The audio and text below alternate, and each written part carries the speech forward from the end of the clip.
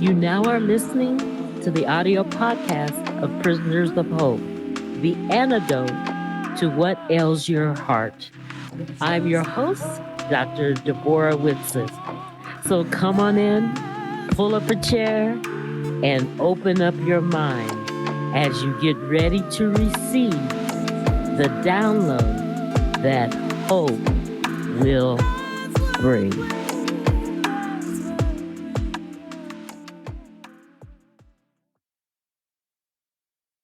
Hey, welcome to the Prisoners of Hope podcast with Dr. D. And today I've got a special treat. I have two close dancing friends. We all dance Zumba, and we're going to have a conversation about pathway allies, people who come and they help you along the way. You might not even remember that they came and helped you, but they helped you along the way. So first, I want to introduce Chris Plant. Say hi, Chris. Hello. And Chris and I have been knowing each other. We're both older, so we can't remember how many years. It's somewhere between 7, 4, 5, 6, or 7 years. We can't remember. Hey, you speak for yourself. I'm eternally young here. Okay. Oh, because you're eternally young and your memory is fading. I can't remember. But we've been knowing, let's say at least 4 years. Okay, at least 4 years. Yes. Been longer than that. And the next guest is Jenny Clark. Say hi, hello, Jenny. Hello. And Jenny, I've only known Jenny for about here I go, about a year. But her and Chris have known each other much, much longer. Yes. And we all dance together. We all act crazy and have a good time in Zumba. We all exercise. And like I said, this is the fourth entry in a series called Pathway Allies, Pathway Stories, stories of your pathway as you walk along the way. And God said that He is not a God of slumber. He won't slip, He won't fall. So He won't let you slip or fall. And so He will send people to help you. So that's what we're going to talk about.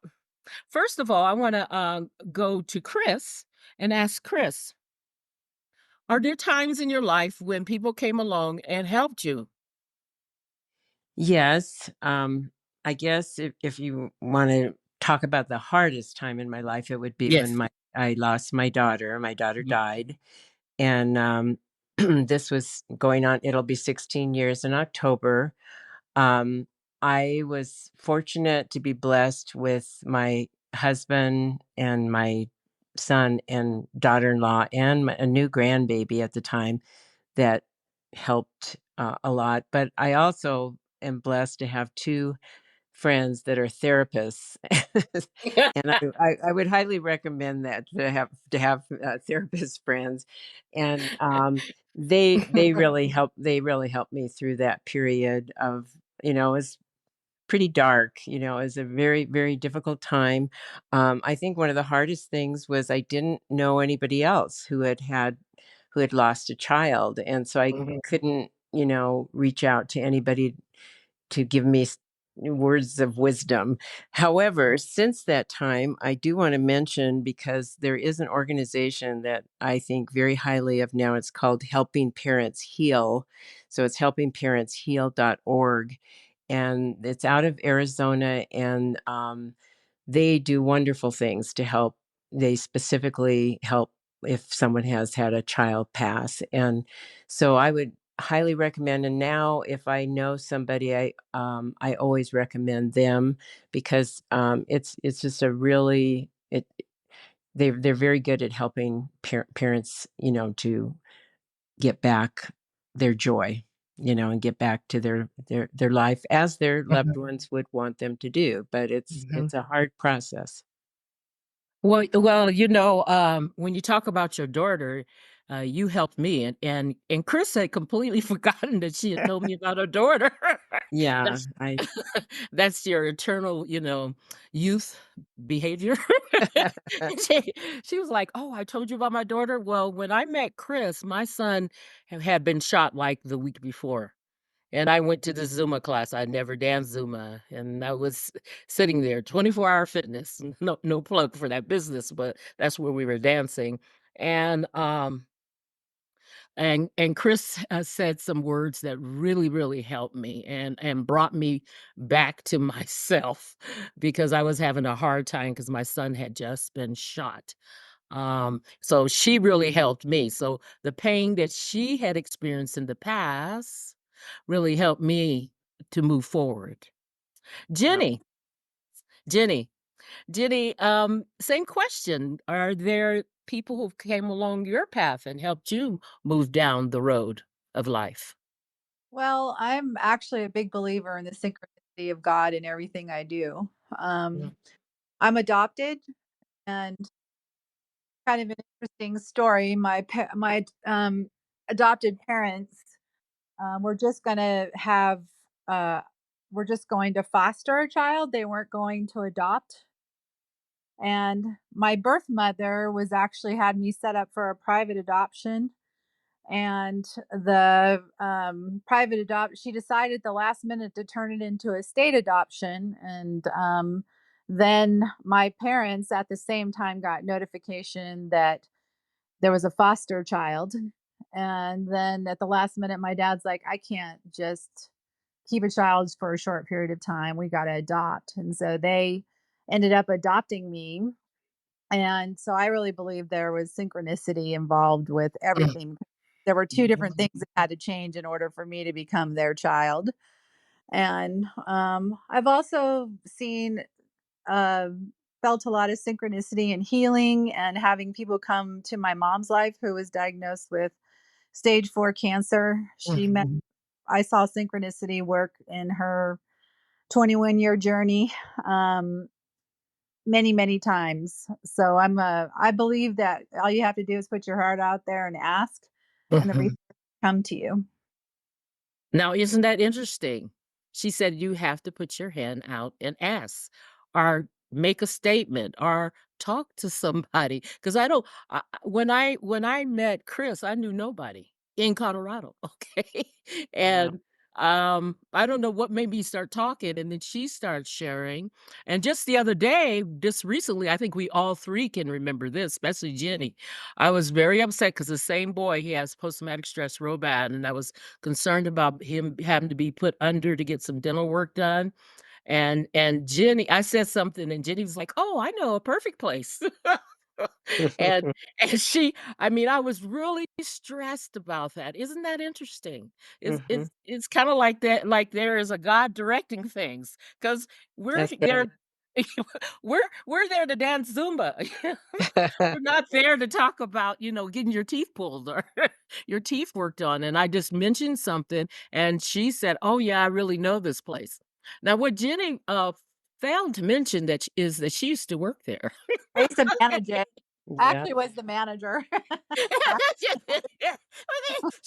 She didn't mention that to me.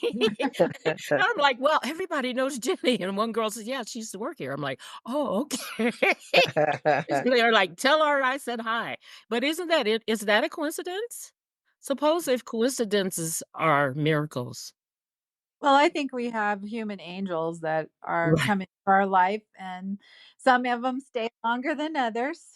But I think that that's part of that synchronicity too. When you put an intentional thought out there of a need or a place that you want to go, the Mhm. resources and the opportunity presents itself. And I think sometimes we underestimate that power of Yeah, I being able agree. to set intention, Yeah, of what you need and want in your life.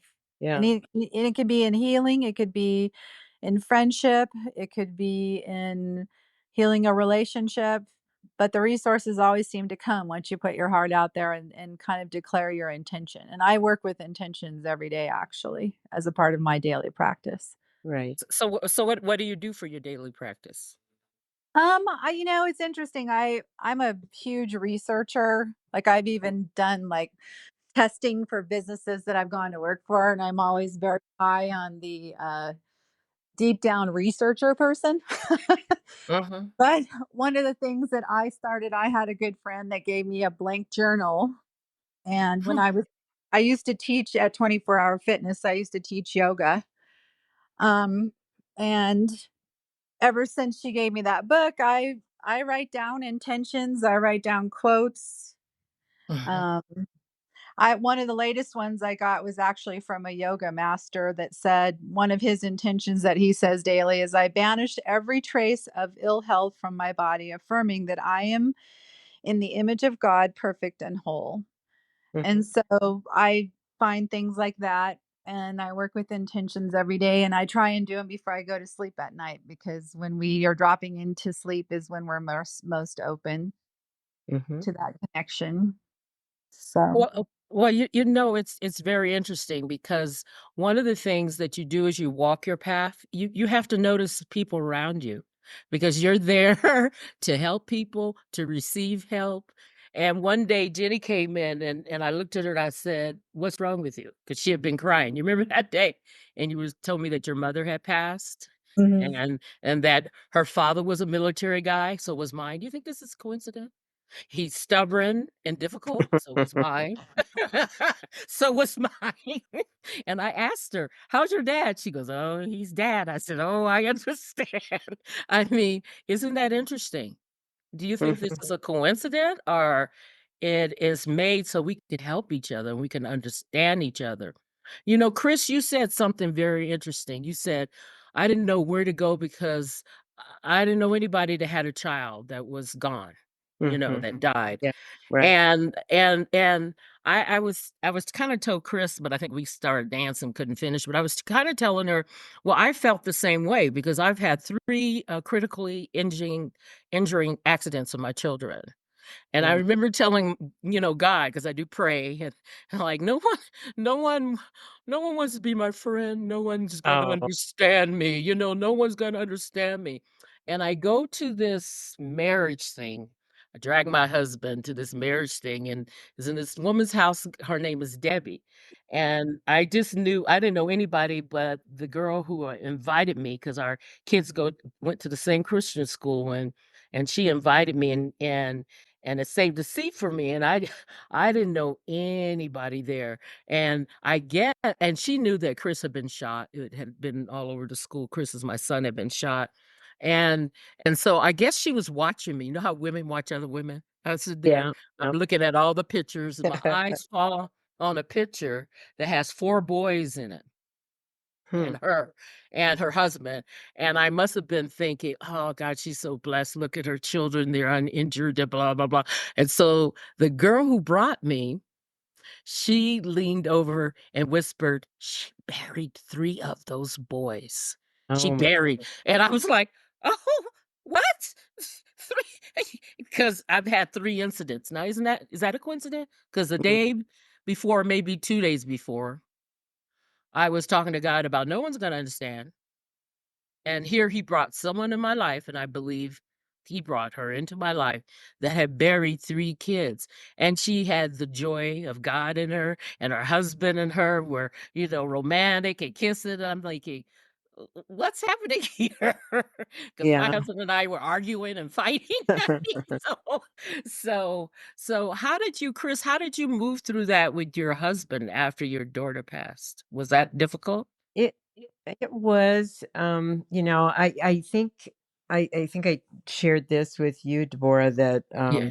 I I we happened to be watching a movie about a year after she had passed, and it was about a couple who had lost somebody, and they the one turned to the other and said, "I've lost my joy, haven't I?" And it that really hit me because I realized in that moment that that was me. I had really lost my joy. I was able to continue to work, and I even was teaching at that time a class called laughter yoga after a while.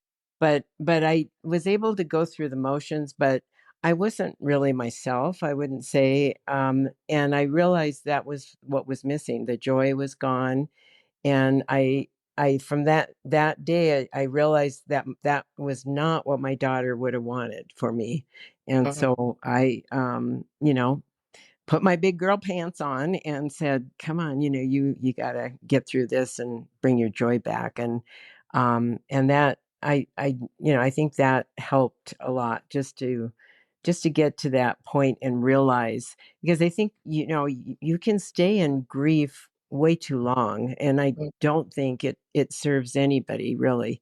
But it is, it's a hard thing. And as a parent, there's part of you that feels like when she died, there was part of me that felt I should go with her. That's my baby, and yet, I knew I had my husband and my son and my daughter-in-law and grandchild, which helped me to balance a little better and realize that no, this, I need to stay here. But it was, you, as a parent, you just want to know that your child is okay and where they are they okay.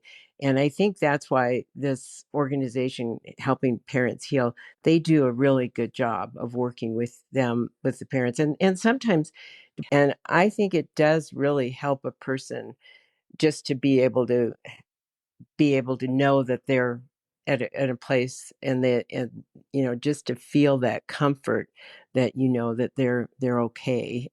Especially a parent, I think it's just so hard for us, um, because they're our babies, and they'll always be our babies. And so, um, Well, I hope you really enjoyed the first part of that interview, Pathway Encounters.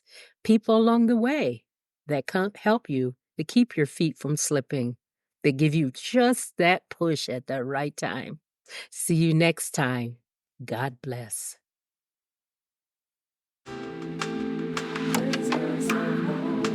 My hope is that this journey has been fruitful and you're able to take it and apply it to your life.